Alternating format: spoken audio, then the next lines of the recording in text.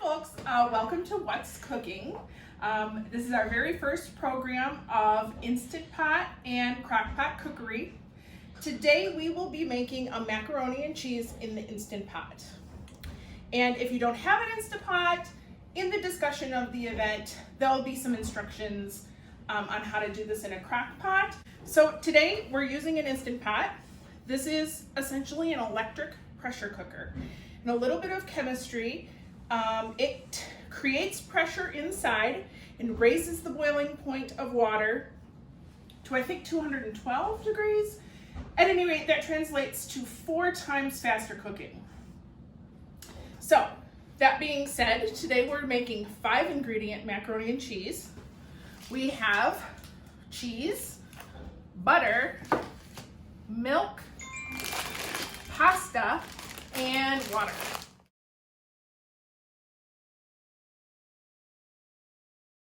So this starts with creating our pasta. So we're going to start with 4 cups of water, a little bit of salt to salt our pasta water. You could skip that step, but I find that it adds a lot of flavor if you do that. And 16 ounces of small pasta. So we're going with shells today because they're fun. When I did this recipe last night, I used rotini, which are the little corkscrews. The cook time on this is going to be 6 minutes at high pressure. And what I found was it left the pasta al dente, which I liked. My husband said it needed to cook longer. So it's going to be a preference in how you like your noodles. I like them with a little bit of bite. So that's all that's in there. A little bit of salt, 4 cups of water, 1 pound of small pasta. And these electric pressure cookers are pretty foolproof. They tell you exactly what's going on here. So you'll hear the little beep when the lid is closed and sealed. You want to make sure that this is your vent, that is in the sealed position.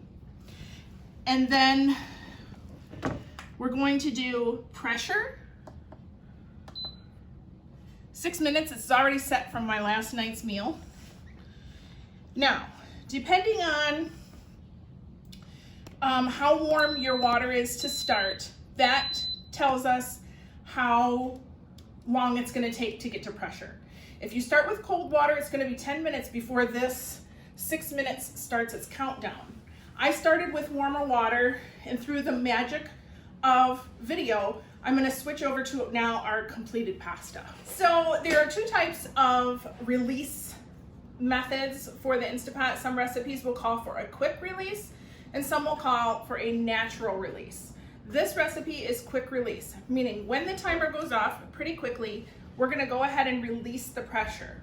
If you don't release it, what happens is your noodles are going to overcook. So again, last night I used the rotini. They're kind of a short, thicker noodle. It maybe could have used another minute and a half. You can just, when your timer goes off, the new warming timer starts, wait until that gets to 1 to 2 minutes and then do your quick release. So I'm just waiting for this to go off. And then unlike the traditional pressure cooker that's a little bit scary, there's our timer. Your steam is going to release from one area, so just be clear of the steam that's coming out. This is a push button. I am a little gun shy of this, so I am going to press it with a spoon.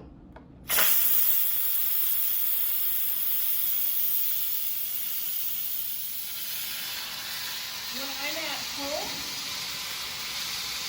I usually put a dish towel over this because my cupboards sit right here and I just don't want all that steam on my cupboard.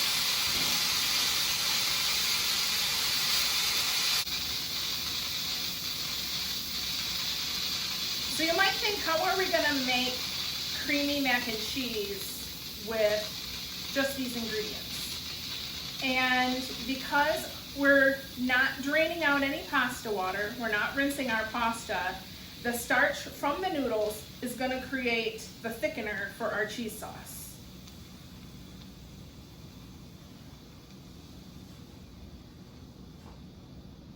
So almost out of steam, and then we can open her up.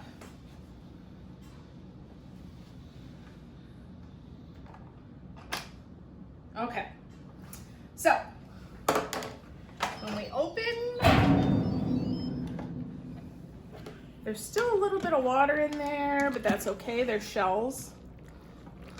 They're gonna hang on to the water like little boats. So what we're gonna do is grate our cheese. 8 ounces of cheese is 2 cups grated. The reason why you don't want to use actual grated cheese for this is that it includes anti-caking agents. It's nothing dangerous. It just keeps your shredded cheese from turning into one giant clump in the refrigerator. We don't want that today because that anti-caking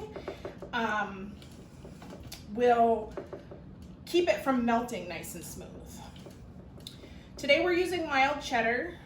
Typically I plan a macaroni and cheese dish when I have like random cheese in the fridge. So I had some Colby that came in a gift pack from Christmas that I hadn't opened.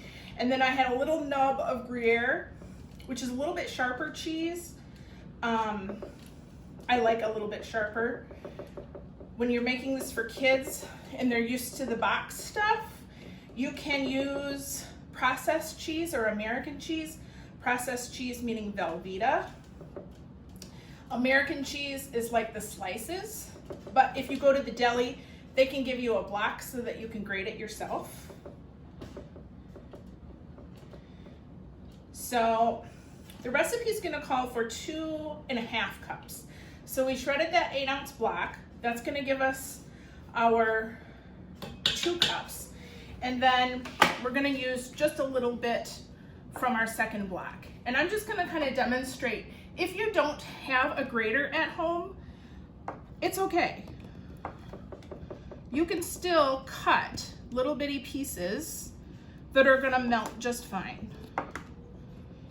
And from one of my favorite TV chefs, Anne Burrell, she teaches your knife cuts to be slices, sticks, dices. So that's how we get our little cheese. Slices, now we're gonna take our slices into dices.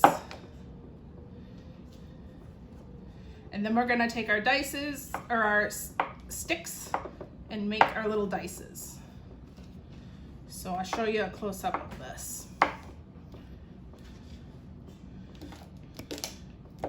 Basically, you just wanna get it small enough so that it melts nice. So here's our hand cut instead of grated. So I'm gonna add that right in there. Next is you're gonna use up to 1/2 cup of milk. You can measure this if you're not sure about your visual measurements, but I'm just gonna start with a little splash and we're gonna see what happens. If it's too thick and glumpy, then we'll just add a little more.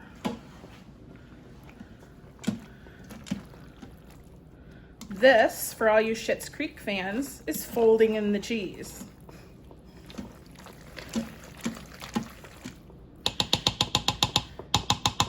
So once you get kind of the cheese incorporated there, you can take your lid and close it for a few minutes. That'll keep the steam melting up your cheese. We're gonna use 1/2 stick of butter in there, which I didn't include before. If you cut that into cubes, that'll melt faster as well.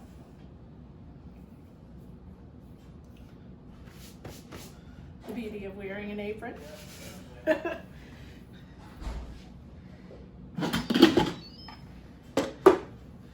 So I'm gonna give it a few more stirs. This looks beautiful, by the way. I am in the library. There's vultures around me waiting for macaroni and cheese to get done. But this is what we end up with. And you can see it's a nice creamy sauce. I think this looks good. I don't think we need any more milk. So it is ready to serve. Okay, so here's the payoff moment. We got our mac and cheese in here, which took about 15 minutes total. So ditch the box. Box takes 15 minutes. Instant Pot takes 15 minutes. I like a lot of pepper on my mac and cheese, so I'm gonna add some of that. I'm gonna skip the salt. I salted my pasta, and cheese is naturally salty. So let's see what we get into here.